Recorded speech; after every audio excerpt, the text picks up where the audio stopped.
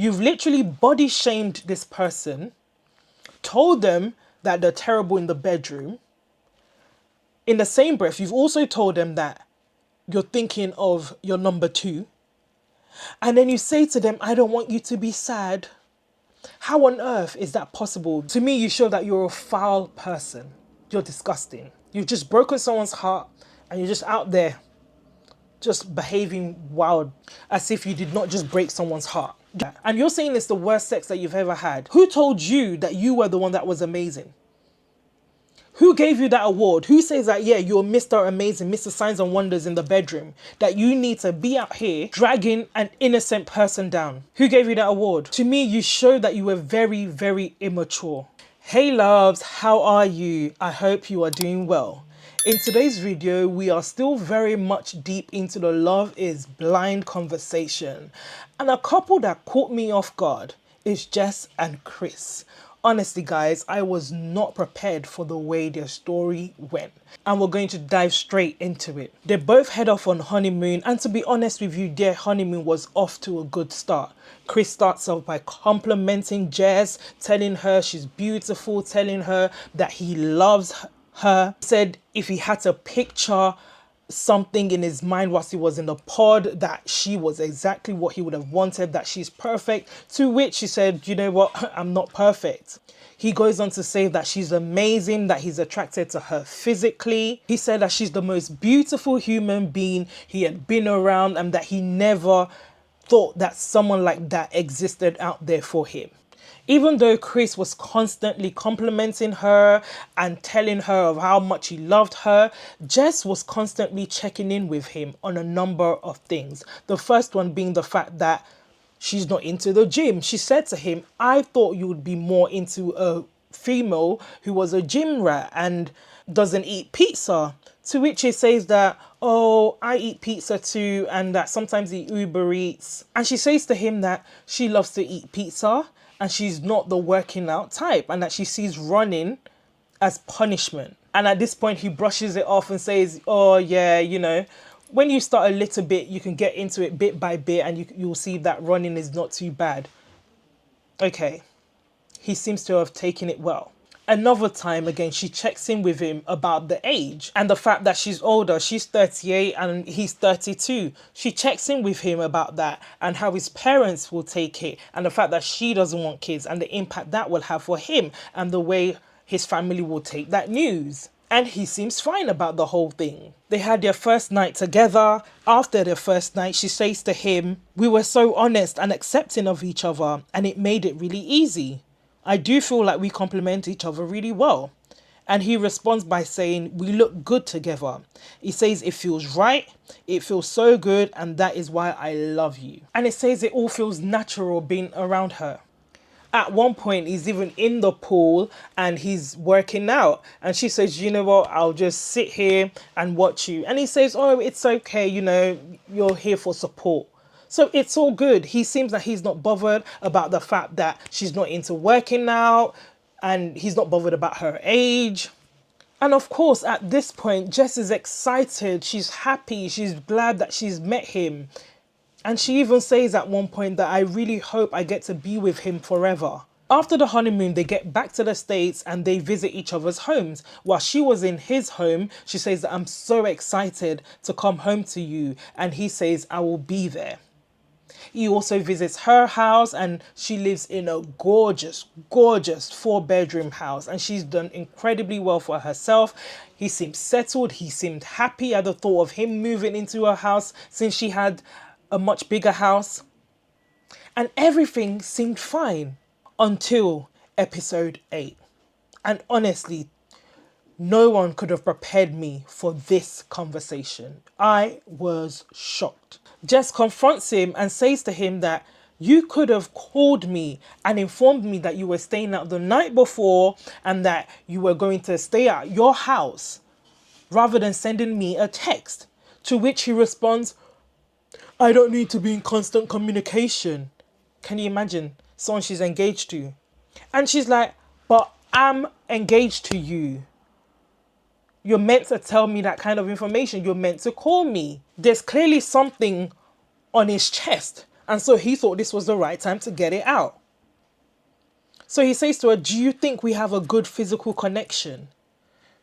At this point, I'm sitting there with my husband thinking, where is this conversation going? Because up until this point, Chris had portrayed himself as a good guy, as a loving guy, as a sweet guy.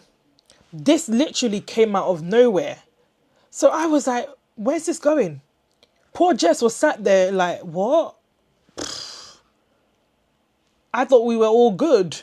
You couldn't stop complimenting me whilst we were on honeymoon. So the girl's thinking, what? And he says, because I'm used to being with girls who do CrossFit and who are into fitness, who do Pilates every day, girls who work out every day. And Jess is sat there thinking, what are you on about? At no point did Jess hide from him, even whilst in the pods. Did she hide from him that she doesn't work out? During the honeymoon, she said it, I don't work out. She said she sees working out as punishment. So now he's going to use that as a weapon against her, even though he was very much aware that she wasn't into working out. And every time she brought it up at the honeymoon, he dismissed it. He pretended that he was cool with it. He proceeds to say that because she's not into going to the gym and she doesn't have that body, it's hard for him to be into it physically, and that he doesn't want to fake something and that he doesn't know if it's there for him. He goes on to say that sex is a big thing for him and that he initially thought he could get past this, but it's too much of a big thing for him. And honestly, at this point, I felt so bad for Jess. She's such a sweet girl. And to have someone be so mean to her, someone she least expected it from, is just horrible. And he didn't even stop there. He goes on to say that he's been thinking about his number 2. So whilst in the pods, he also had a connection with Brie. And that he's been thinking what that could be like, whether there'll be sparks. So, I mean, talking about crushing a girl while she's down, he did not stop. He just kept going and going. And then he had the audacity to say to her that, I don't want you to be sad. I just want us to keep figuring this out. How do you expect to tell somebody this kind of information? You've literally body shamed this person, told them that they're terrible in the bedroom. In the same breath, you've also told them that you're thinking of your number 2. And then you say to them, I don't want you to be sad. How on earth is that possible? This lady thought you were the love of her life and that she was going to marry you in a few days. And you come out with all that spiel.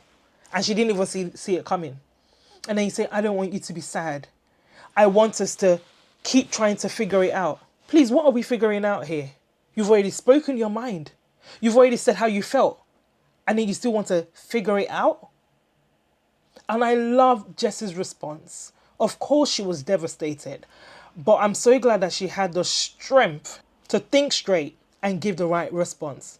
She said, if my body is still not good enough for you, I'm not going to be like, oh, please love me. And I love that. She took charge of her story. And it's the truth.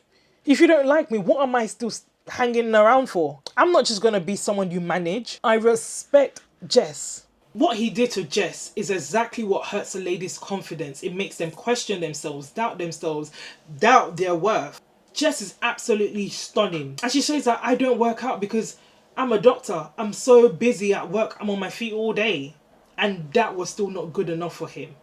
Avoid men like this at all costs. And immediately she got up, packed her stuff, and she left him. Apparently on that same night, he goes off to a strip club and he has strippers all around him. What an immature thing to do. Because if you truly had some sort of decency and respect for that girl, you would not do that on that night. To me, you show that you're a foul person. You're disgusting. You've just broken someone's heart and you're just out there just behaving wild as if you did not just break someone's heart. Their breakup was unexpected and I thought, okay, we've seen the worst of it. But guys, I was wrong. This guy did not stop. he came back episode 9 and he really showed his true colours.